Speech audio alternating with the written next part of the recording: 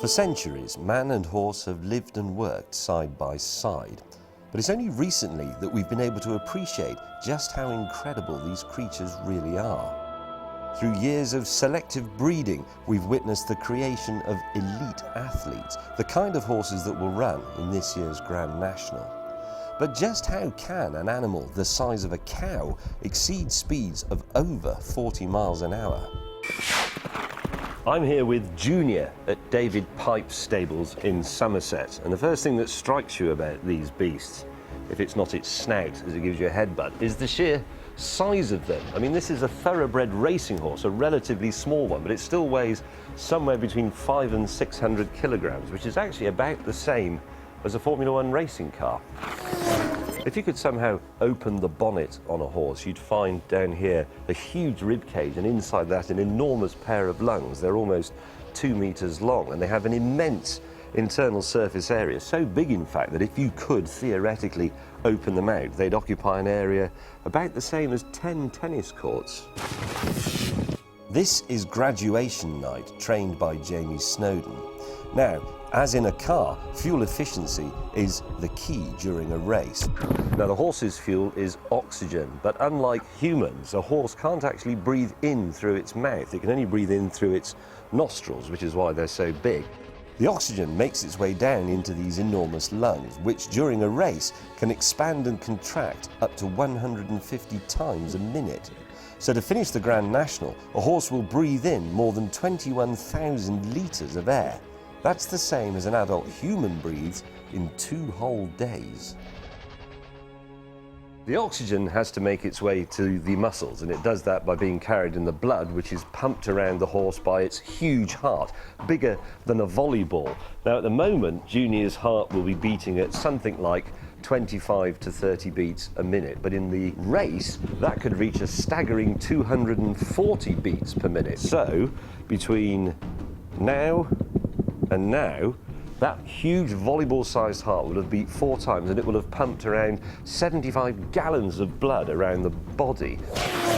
Just as in racing cars or racing motorcycles, power is the key. This is the bicep here, and the whole leg works a little bit like a pogo stick. It has to sustain what is really the equivalent of the weight of a small compact car on each leg. But as it flexes, this bicep muscle stores energy in its elasticity, and as the leg buckles, that stored energy is released, and that catapults the horse forward for the next stride. And this action is so efficient that it actually increases the power of that muscle about 100 times.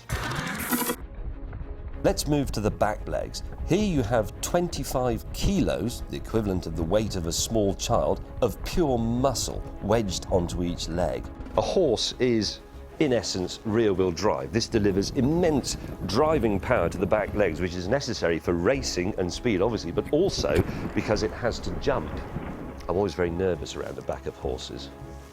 In mid-air, the horse is in a state of suspension. When it's galloping, it will take one breath perfectly in time with one stride. But when it jumps, it holds its breath as it takes off and only breathes in again when it lands. We have all the elements here for a truly fantastic thoroughbred machine, but of course this is racing, so you need a little extra something, the red mist, the va-va-voom. Perhaps the most incredible thing about these horses is that they have a kind of natural turbocharger. The equine circulatory system allows red blood cells to be stored in the spleen, which can be released on demand.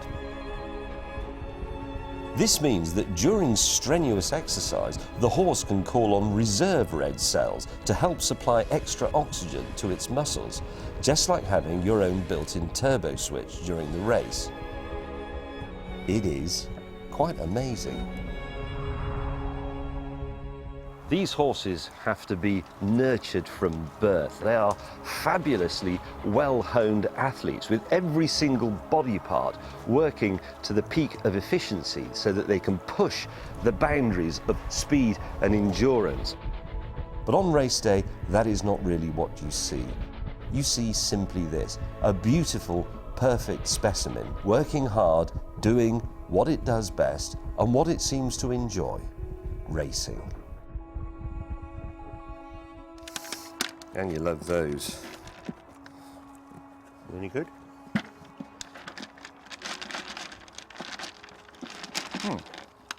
Not bad, actually.